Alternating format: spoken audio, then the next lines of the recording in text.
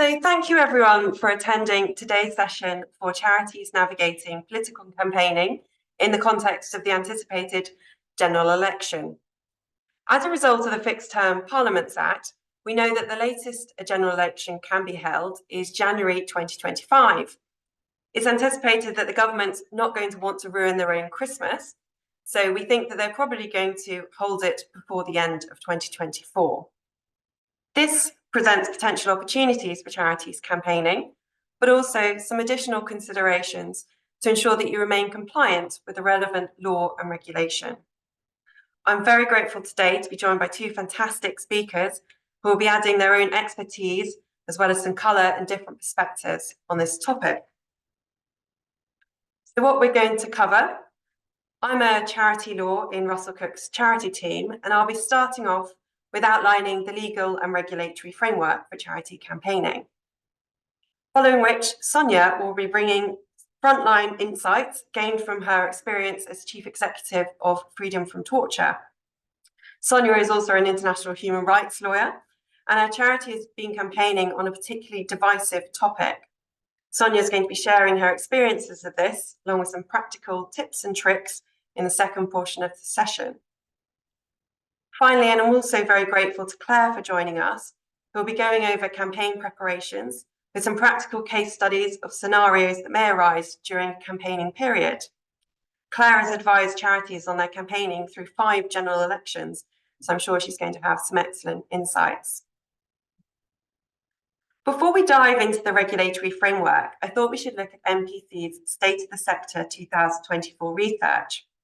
One of the key takeaways from the research was that the public do not think that charities are too political. I thought it was helpful to highlight this in the context of recent criticism levied at charities that have tried to lobby and influence the government, particularly those organisations who receive government funding. The now infamous comment from the Minister for Civil Society, former Minister Brooks Newmark, was that charities should stick to their knitting. More recently, we've seen charities such as the National Trust attacked for being too political when they took steps to look at the history of colonialism in their properties. Yet there have always been those of the view that charities can and should be able to campaign to address the root causes of the problems that they are addressing. Recently, we've seen the new chair of the Charity Commission, Orlando Fraser KC, saying that he will robustly defend charities' right to campaign. As shown in the MPC report, more than half of the public think that charities got the balance about right. We hope that this seminar will help outline the framework within which you can legitimately and comfortably campaign to further your charity's purposes. So what is the main regulatory framework that charities need to be mindful of? Now, as a charity lawyer, I'm obviously starting with charity law. The main guidance from the Charity Commission is set out in CC 9, Campaigning and Political Activity Guidance for Charities. Supplementary Charity Commission Elections Guidance, Charities, Elections and Referendums, applies after an election has been called. The charity has also issued a 5-minute guide, Political Activity and Campaigning by Charities. This is the guidance that coincided with Orlando Fraser's speech, where he stated that charities should campaign with vigour and energy, yes, but I believe they should also do so with tolerance and kindness. We will be coming back to this view of the Commission later. As you'll be familiar with, this area is of course regulated by the Charity Commission. Moving to election law, the main legislation affecting non-party campaigners, i.e. those not running directly as a party or a candidate, is the Political Parties, Elections and Referendums Act, known as PPERA, as amended by the so-called Lobbying Act 2014 and the Elections Act 2022. This regulates general elections and those of devolved authorities and referendums. The main regulator of this is the Electoral Commission. Representation of the People Act 1983 covers local campaigns, but is unlikely in most cases to affect charities. We'll be focusing in this seminar on general campaigns, which we expect to have more relevance for most of you. Other laws such as company law, advertising law, defamation, public order, protest and the Local Government Act 1986 may also apply to political activity, as well as any restrictions that have been laid down by a charity's funders. Beginning with charity law and starting with the general basic principles, a charity must, of course, advance a charitable purpose for the public benefit and cannot have a political purpose. This has long been established in case law. A political purpose is interpreted by the Charity Commission as being any purpose directed at furthering the interests of any political party or securing or opposing a change in the law, policy, or decisions either in this country or abroad. This is tied up with the requirement for charities to be for the public benefit. If a political purpose were charitable, it may be necessary for the courts to rule on whether or not that purpose was of public benefit. This would involve the judiciary making judgments about potentially controversial issues, undermining the separation of the judiciary and parliamentary supremacy. As a result, while charities can carry out campaigning and political activity, any political activity cannot become the reason for the charity's existence or a purpose in itself. However, a charity can undertake political activity for a period of time if it is in the best interests of the charity achieving its charitable purposes. For example, you could not have a charity that was established for the purpose of opposing the expansion of the Heathrow Airport. However, you could have a charity established for environmental protection, which focuses attention for a period of time on campaigning on this issue.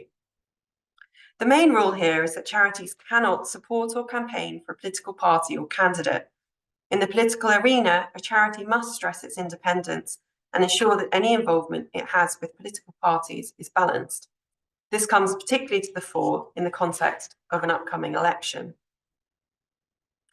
There are two types of lawful charity campaigning. The first is non-political campaigning. So this is public awareness raising and changing public attitudes on particular issues, as well as campaigning activity to ensure that existing laws are observed. An example of such campaigning would be, for example, anti-obesity campaigns run by health charities, or a women's charity campaigning for adherence to employment law when women are on maternity leave. Political campaigning or political activity is different. This goes back to the Commission's interpretation of political activity being activity aimed at securing or opposing a change in the law or in policy or decisions of government and other public bodies in this country or abroad. Public bodies would include the UN or other international bodies and their agencies, NHS trusts, the World Bank, etc. Often the two types of campaigning can coincide. For example, a refugee charity that works to uphold the sound administration of asylum law, non-political campaigning, could also campaign against the amendment or repeal of an existing law that protects refugees, political activity. Despite some of the challenges that have been levelled against charities, it is perfectly legitimate for charities to undertake political campaigning, provided that it furthers your charitable purposes and you understand and apply the legal requirements set out in CC9. To show a brief example of political campaigning, here is a campaign of the Trussell Trust. It shows engaging in political issues, making policy demands, commenting on government policy, and referencing the government, and in particular, a politician, in this case, Rishi, when he was Chancellor of the Exchequer. This type of political campaigning, though it may not always be welcomed by everyone, is legitimate. I'm not aware of any criticism from the Commission in relation to this campaign. By contrast, until recently, this was one of the best known examples of when the Commission has taken issue with a charity's campaign, the Oxfam Perfect Storm tweet. This is important in highlighting that while charities can engage in political issues, they must avoid perceptions of party political bias. Extracts from the Commission's report on this state, "We considered the text of the tweet and the embedded picture gave rise to speculation and various perceptions about the tweet's purpose, leading to complaints. We considered that the tweet could have affected the views of those who received it and could be misconstrued by some as party political campaigning, although we accept the charity had no intention to act in a party political way. We concluded the charity could have done more to avoid any misperception of political biases by creating greater clarity and ensuring the link to the charity's report was more obvious." Key takeaways from these two examples are the need to tie political campaigning to the charity's purposes, focus on policies, and when focusing on politicians, ensure that they're clearly relevant to the policy statement being made. Campaigning in the run-up to an election can be more complicated because there are additional legal requirements, including election law, to take into consideration. Though I must stress, this also poses opportunities for charities as well. From the announcement of the election, the Charity Commission's guidance, charities, elections and referendums applies in addition to CT9. This guidance puts additional emphasis on the importance of maintaining political independence during this time.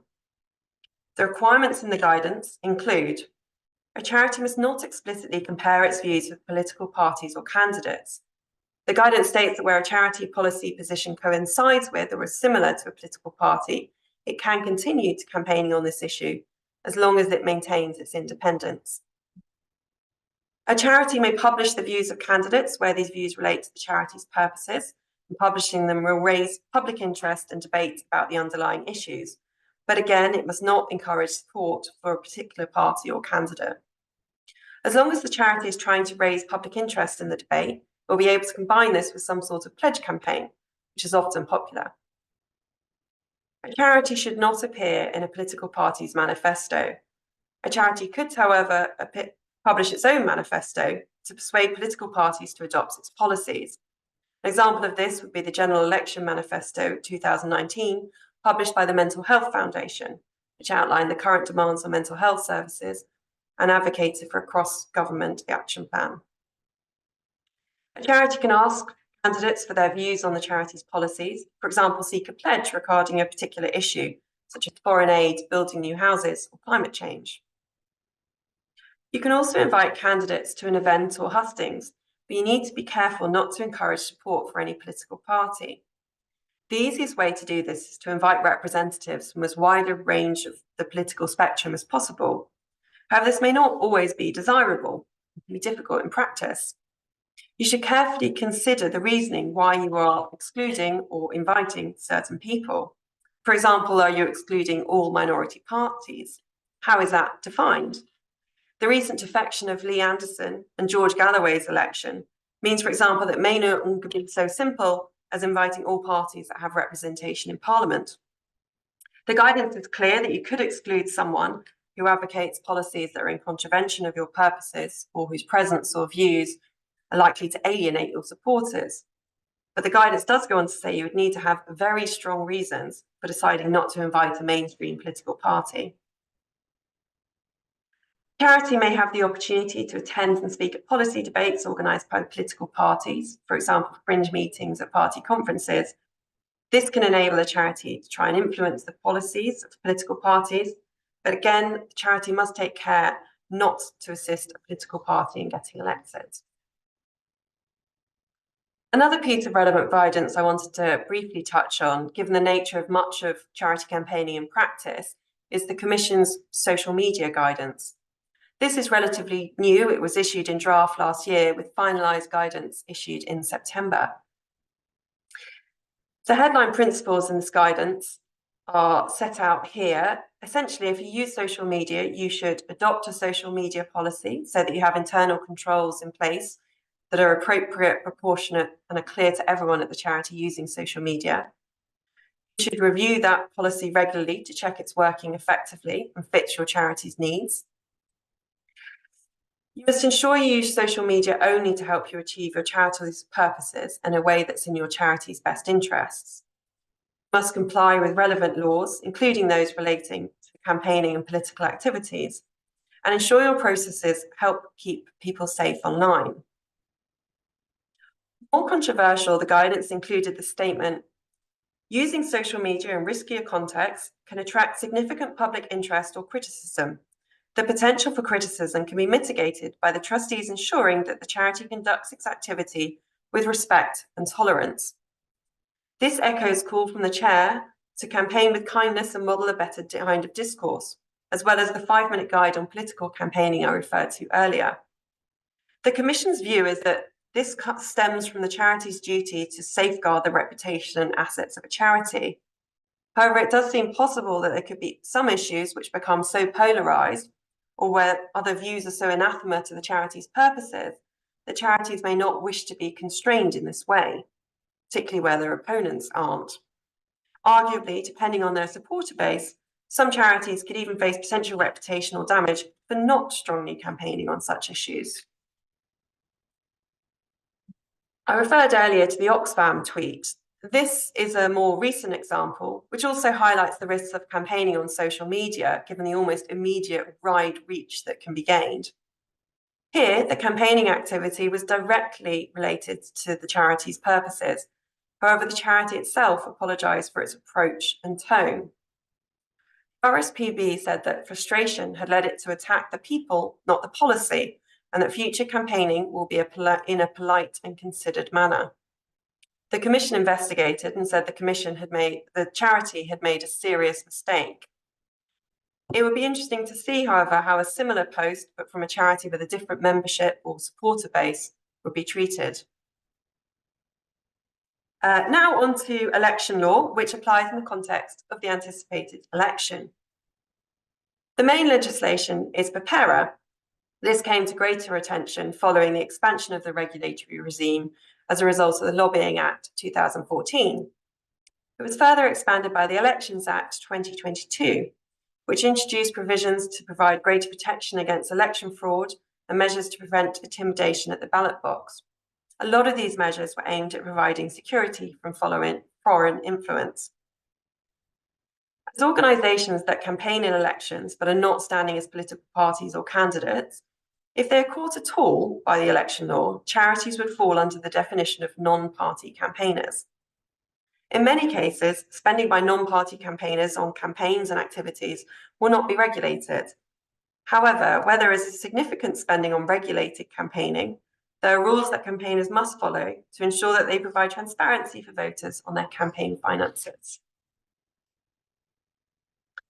Election law deals with rules surrounding expenditure relating to regulated campaign activity. So the first question to ask is whether your charity will be undertaking any such activity. The relevant rules apply during a regulated period. This is the 365-day period before an election, so we know we are already in such a period.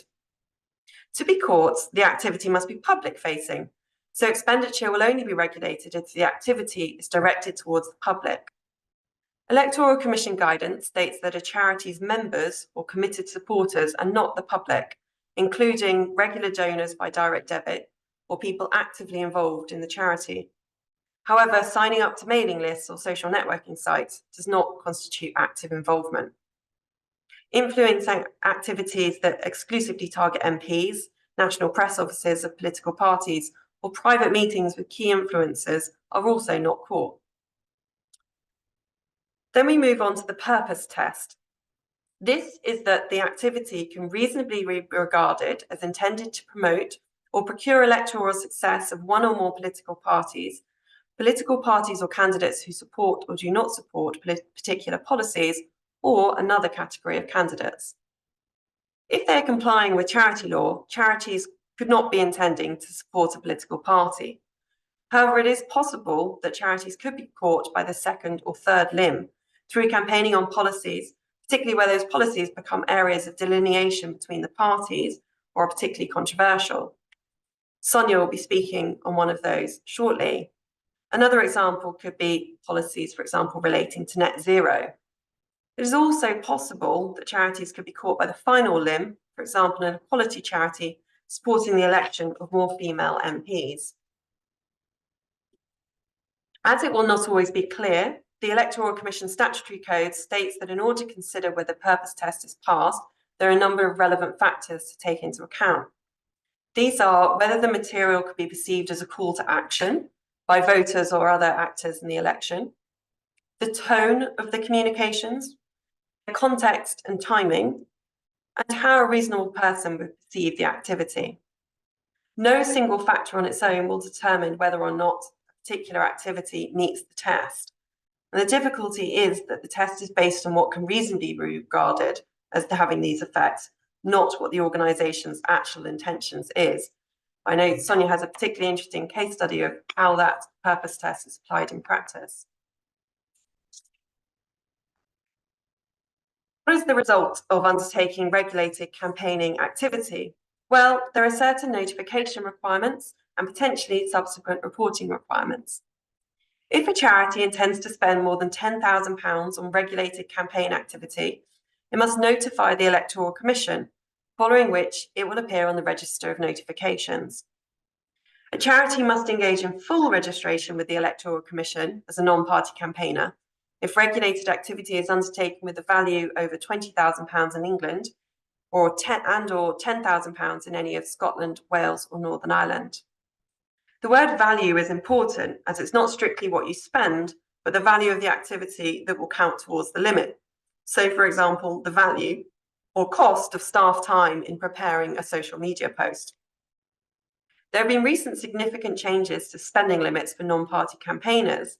Now, only those with a sufficient UK connection can spend more than £700. However, appropriately registered non-party campaigners are now able to spend up to £700,000, previous limit being £390,000. To keep in mind, though, the key reporting requirements do not kick in if you have registered until you exceed the relevant reporting threshold, which is £20,000 in England. Although probably less likely to be relevant to charities here, there are also spending limits for constituencies.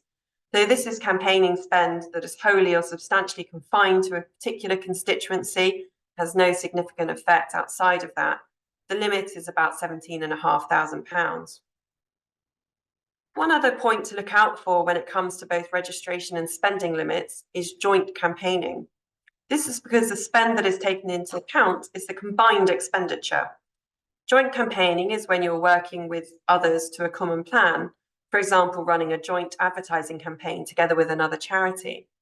Even if each charity that is a member of the joint campaign will be below the relevant thresholds, the total spend across the joint campaigners is the one that will be looked at. Finally, there are, of course, other laws that will be relevant to keep in mind when developing political campaigning material. For those charities that are companies, it's worth noting that the Companies Act requires a members' resolution if the company is going to incur any political expenditure, which may be caught if you're undertaking regulated campaign activity.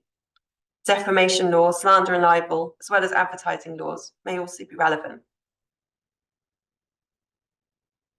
To finish, I included this slide really for future reference. This draws on CC9's guidance, which includes guidance on putting together a campaign strategy, though I understand Claire's going to be talking about this in more practical detail. So for now, I'm going to hand over to Sonya, who's going to talk through her experience of applying a lot of this regulation in practice. In advance, thanks to Sonya.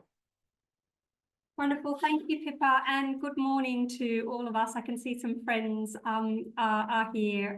It's really lovely to be with you all today to talk about this. For those of you who don't know Freedom from Torture, we are one of the largest torture rehabilitation centres in the world, and we split out from Amnesty UK. We were the doctors group of Amnesty back in 1985 and became our own organisation. And I mention that because it's really fundamental to our identity. In other words, we've always been a campaigning organisation alongside the rehabilitation and medical services that we provide to survivors of torture in this country, almost all of whom are refugees. So, I mean, I think it's a particularly interesting morning for us to be shining a bit of a spotlight on the issue that we have been campaigning on very publicly over the past period. And it's a particularly interesting example because asylum rights, which is the issue that I'm going to focus on, is highly politicised. And for that reason, Freedom from Torture really for the first time has had to navigate very, very seriously the architecture, the sort of rules that Pippa has just outlined for us. So if we could go on to the next slide, please, Pippa.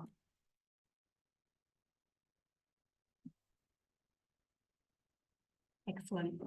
Okay, so refugee rights are particularly fraught issue in these respects because not only is it highly politicised, which takes you into the kind of risk domain, it's also an issue where on some particular sub-issues, there is only one party, the Conservative Party, that is taking a stance that we're opposed to. And I'm thinking in particular there of the Rwanda scheme, which is opposed by all of the other major political parties, which poses a risk in theory that we would be found to impliedly meet the purpose test by campaigning against the Rwanda scheme on the basis that by campaigning against that scheme, we are indirectly sending a signal to voters about how to cast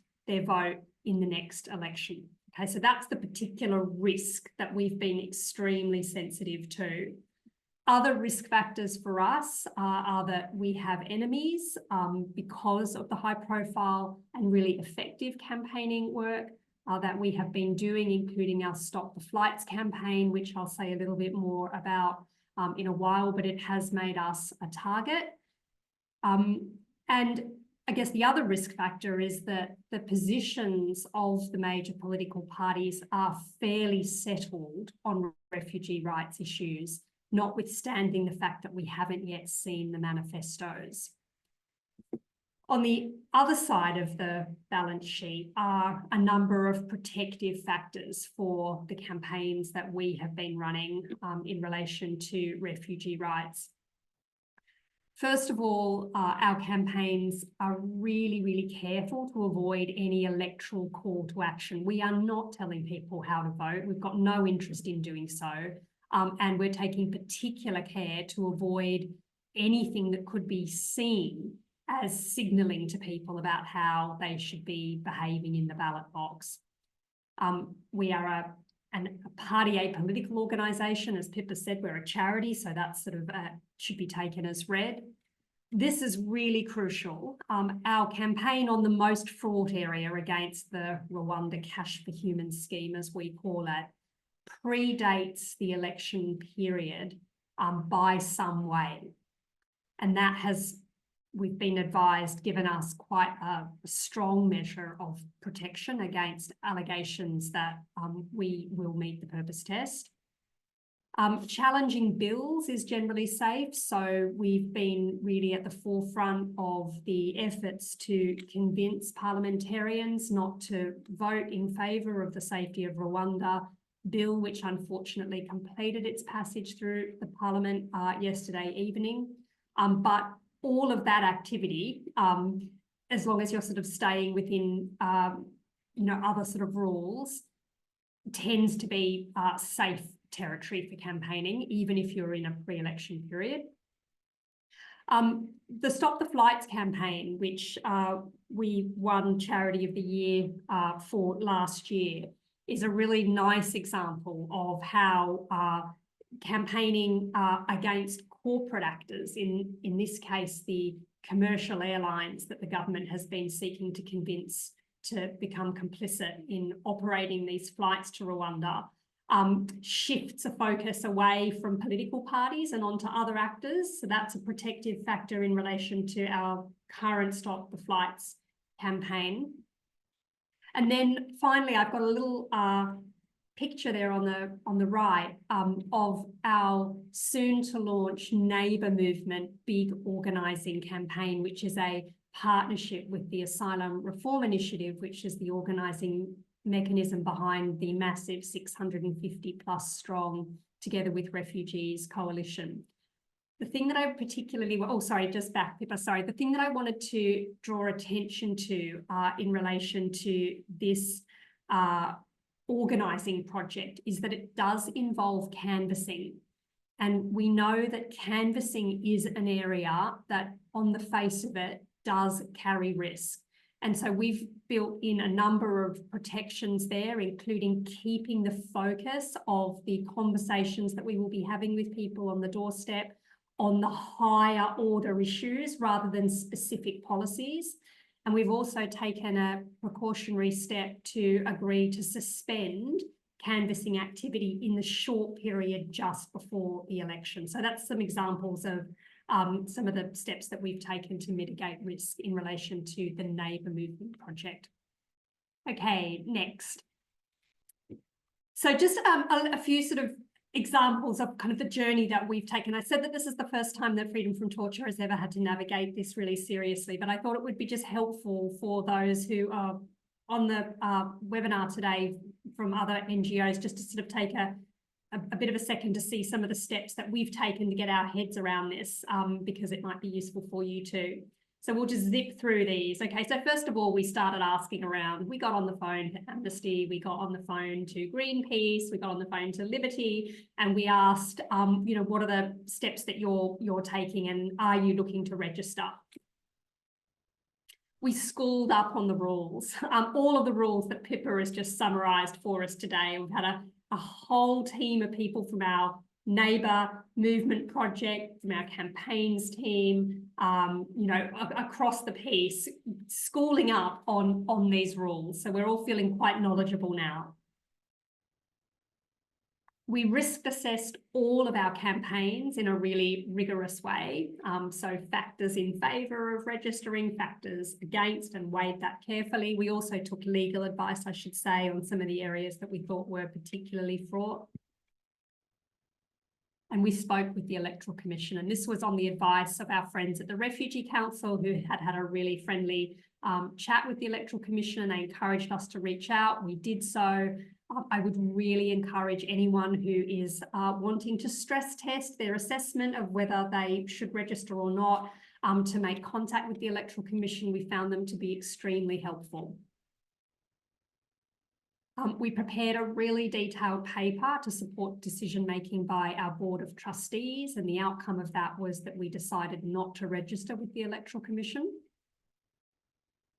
And I mention this because it picks up something that Pippa was discussing, which is, you know, an area that does fuel a lot of worries inside civil society, where we have a really strong tradition of allyship and working together to achieve shared objectives. We had to do a really careful assessment of the joint spend rules, because we are a member of the governance group of the Asylum Reform Initiative, the mechanism I said that sits behind the Together with Refugees movement that you can see a little image for there. And so we used the knowledge that we'd acquired through schooling up, through our legal advice, to support decision-making by the governance group of the Asylum Reform Initiative. And again, there the decision was, after really careful scrutiny, that there was no need for registration at a sort of a higher level either. We prepared really detailed guidance and user-friendly training for our staff, including a really fun electoral Jeopardy game where our teams were like flashing images in front of people and trying to get them to sound a view about whether the purpose test had been met or not.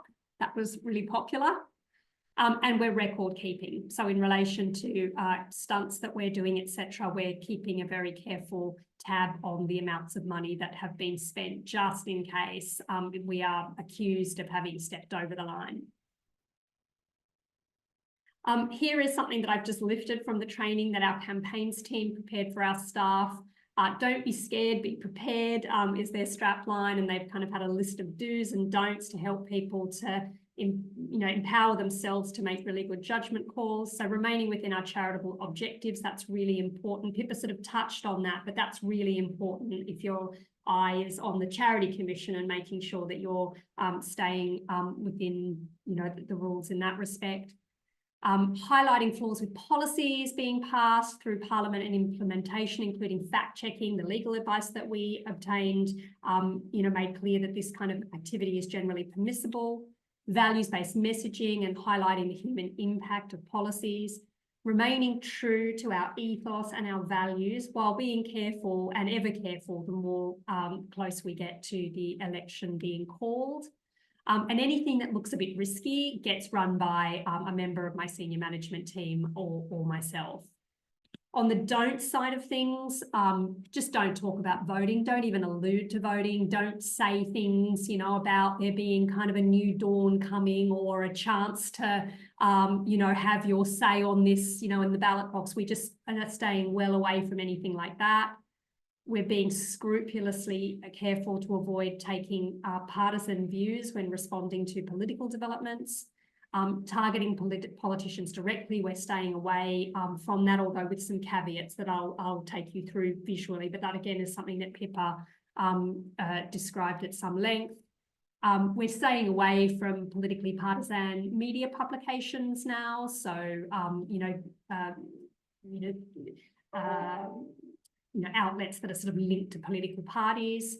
And then finally, and I think this is a really, really important message, don't stop doing what we're here to do just because there is an abundance of fear about being caught by the electoral rules. So a really big purpose of the training that our team put together and rolled out across our organisation was that there's reputational risk for us as well if we just suddenly go silent on, at a time when the rights of refugees in this country have never been under stronger political attack. So there is, as Pippa said, there are risks either way.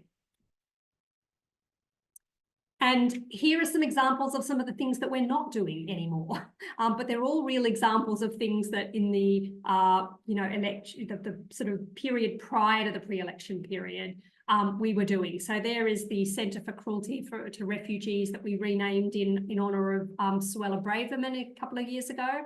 A little post about, when it comes to ethics, Rishi's all at sea. That's a classic example of something to stop doing now because it does stray into this territory of playing the man in this case and not the ball. And then, these blue plaque things, which we've done, they've gone wild on social media where we've sort of, gone to Rishi or Suella's constituencies and put up blue plaques saying that they've been standing on the wrong side of history on things.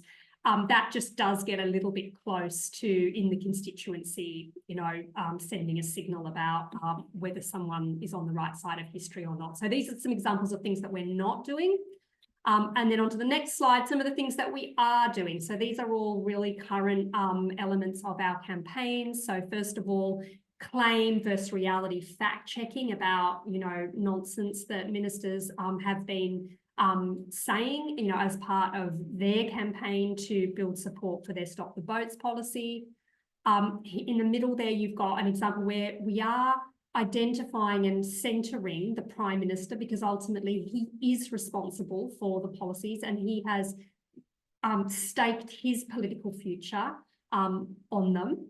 So we've done some, these are some of the things that his Rwanda plan, does. And then finally, an example of the corporate campaigning. So this is Air Tanker, the company that we've identified is most likely to be, reneging on promises they made freedom from torture a couple of years ago that they wouldn't be involved in this scheme, now back in talks with the government by all accounts. And so, we've really focused our campaigning there because we think we can have impact there. We've done it before. We think we can pull it off again. But you can see that because this has got nothing to do with political parties, it's really quite safe territory for us. So that's kind of, I hope a kind of an animated, brought to life example of freedom from torture and how we've navigated these issues in relation to one of the most contentious issues of all, asylum rights. I hope that was interesting for you. And over to Claire.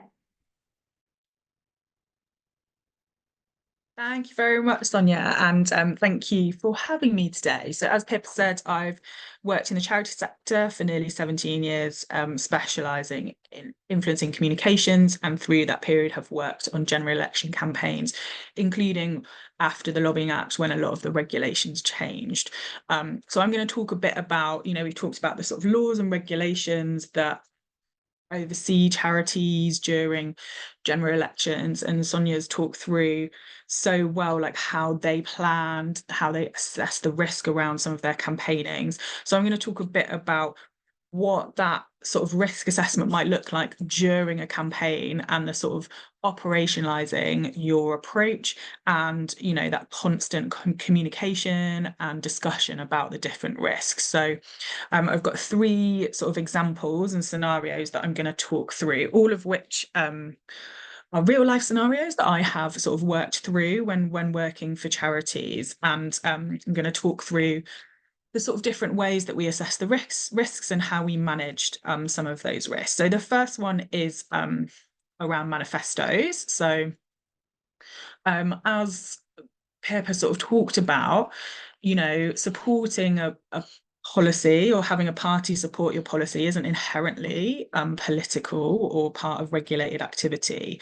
But I think the challenge that you have during a general election is that or the main, it's convention that all the main parties' manifestos are published in sort of consecutive weeks. So you might have 1 week where there has only been one manifesto published by a political party, and then you sort of move on. So when I worked at Women's Aid, the domestic abuse charity, every manifesto for the main political parties actually included things around supporting survivors of domestic abuse, which was brilliant. But obviously there was an occasion where there was just one party had put out their manifesto. And so we, the communications, policy and campaigning team talked together about how we responded to that and what our plans would be. And as an organisation, our approach was that we didn't want to register with the Electoral Commission. So we wanted to make sure that our activity wasn't going over that spending limit for regulated activity. So we talked through and said, actually, it's really important. We've been campaigning on all of the issues that were included in manifestos for a long time. As Sonya talked about, that's a protective factor. You've got a long-standing history of campaigning on these issues. And actually, we have a really engaged group of campaigners and supporters who expect us to talk about these issues and be open and public with them. So actually, when each of the manifestos came out, we did respond to them publicly. So that included things on our social media, things on our website, and a press release. I saw someone ask a question about whether a press release is sort of defined as public, and I think I think it probably is. And the thing that we talked about was, what's the language we're using in our response to this manifesto? What are we saying? How are we demonstrating our political independence while still supporting this policy? And so talking about things like, while we welcome this commitment, we look forward to seeing similar commitments from other political parties, and we would only want to work with a cross-party range of politicians to sort of make this happen. So it's really trying to be clear in our public communications that while this is positive support for survivors of domestic abuse, it's actually about a whole range of cross-party politicians working together, and our charity being very specifically politically independent. So I think that's a really important thing to think about. Another conversation that I've had in another charity I worked at was when we thought maybe one political party might support our policy, and again, a campaign that we've been leading on for a long time, but other political parties wouldn't. So again, that's a conversation. It's thinking about what your approach is. Again, our approach for that charity was to not register with the Electoral Commission. So we wanted to make sure that we weren't going over spending limits and things like that. And again, it was about the way that we communicated our response. In fact, in the end, no political parties supported our campaign, but we were prepared and had the discussions about how we would manage that risk and how we would approach it. And the thing that we talked about was being very clear in all of our public communication about our political independence and wanting to work cross-party to achieve some of the sort of policy aims that we were doing. And I think, as Sonya said, writing everything down is such an important part of this. So, we sort of wrote through our conversation and what our decision had been and why it had been made. So I think that's really important, just recording these conversations as well. And the second scenario, again, one that I've sort of worked through, is when a parliamentary candidate wants to visit like a local service or maybe a charity shop that you have during the election campaign. Now, I think this is a challenging one, and it's where the sort of internal communications and the internal training that Sonya was talking about is so important, because actually during an election campaign, there is no local MP, there's only parliamentary candidates. So while a local service or charity shop might have a great relationship with their local MP, it's so important for them to know that actually for that period of the campaign, they are a candidate and they are not your sort of local MP. So I think there were two ways to deal with this. One would be, okay, great, we'd love to host you. We're going to invite all the other parliamentary candidates in that constituency as well. And there could have been another one which was around not meeting the public test. So you could have said, yeah, we're happy to have you, but actually we don't want any publicity about this. We don't want it on your website. We don't want it on your social media. We won't have it on our social media, so it has to be a private meeting. And I think the third option, which is what we actually went with, was we would love to invite whoever the new local MP is to our shop or service after the election. So I think there are a whole range of different scenarios to choose from, different options to choose from, to make sure you're either not potentially potentially contravening the purpose test or the public test. So as I said, in that instance, we said we'd love to welcome anyone back when they become the new local MP, which we did. And the third scenario, which I think is quite an interesting one, and again has different options, is and again that I've sort of worked through, is when a parliamentary candidate, so during a general election, a parliamentary candidate has asked you as a charity for specific local data that they want to use in their campaign materials.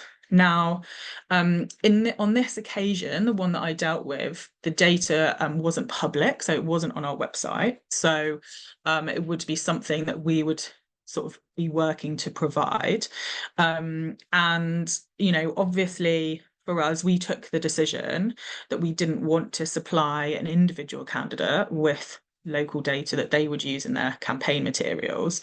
Another option that we did discuss is whether we say yes to them, but say, and we're going to send it to every other parliamentary candidate in the constituency. I think the risk there for us was that one candidate or two candidates might use it in their campaign materials, whereas others might. So I think there was a sort of risk there that we might have been perceived to be supporting a specific candidate. So actually our response there was that we wouldn't be sending them any data, but that there was lots of information on our website that they could use if they wanted to, those sorts of things. So, but again, with all of these scenarios, we had those discussions, we reflected back on the approach that had been signed off by our trustees and the sort of risks that we were aware and sort of trying to mitigate, and also, that overall, how do we demonstrate we are politically independent? We are not trying to influence the way that anybody votes for anything. And we wrote everything down as well. So I'm just going to talk through next about some potential ideas for general election campaigning, and then some top tips, and then I think hopefully we'll have time for questions. So as Pippa said, publishing a manifesto is a great way of sort of really getting your campaigns and your messages out there and really raising awareness of what you want to see from a new government. The Violence Against Women and Girls sector actually published one last September. It was, from a whole range of organisations that had some really specific calls in for the new government. We've already talked about, you can ask candidates what they think of specific pledges and ask your supporters to talk to their candidates about issues that they care about. Now, when we've done this in the past in charities that I've worked in, it's pretty much always been on policies and campaigns that have predated the election by probably years. So, again, thinking about some of those protective factors there. I think there's also another way that I've always engaged our charities that I work in general elections, and that's supporting democratic engagement of the people that we work with. So at Women's Aid, we did so much work around anonymous registration and registering when you're in temporary accommodation, if you're in a refuge or something like that. And particularly that anonymous registration was really important because survivors absolutely did not want their perpetrator to know where they were living. So that was really important. And actually the Cabinet Office made some changes in 2018 following our work with them from 2015. When I worked in a children and young people's cancer charity, we did loads of work around how you can register to vote by proxy if you're going to be in hospital for treatment, and what an emergency proxy is if you have to go into hospital sort of by an emergency, and sort of working at Pause, which works with women who've had children removed from their care. We did lots of work around registering to vote if you don't have a permanent address, if you are unhoused. So those sorts of things I think are really great ways for charities to engage in the general election campaign, and people are much more willing to trust information from charities, and charities will be much closer to those beneficiaries to support them to take part in a general election. That's not a part, you know, it's not about policies, it's not about even individual sort of campaigns. It's actually about saying you can register to vote and this is how you can do it. And you might see some things around at the moment about the local elections, and the deadline to get free voter ID is tomorrow. So sort of lots of organisations are engaging in that campaigning as well. So just to finish with some top tips. So I think, as I said, keep coming back to your plans and discussing them. The risks particularly during the election campaign will change. So I think that's why having that overall approach that Sonya talked about is so important, because you can just keep coming back to that and assessing each situation differently, and taking that approach. Write everything down, just write everything down. I think that's just, you know, broadly, I think will help you. And also, as we've already said, don't be scared. General election is such a great opportunity for campaigning and for change, and for your supporters and campaigners to see that you are continuing to talk about things that they care about. So I think that's such an important thing. And I know we've all said don't be scared. So I think that's probably quite a key message from this. So thank you very much.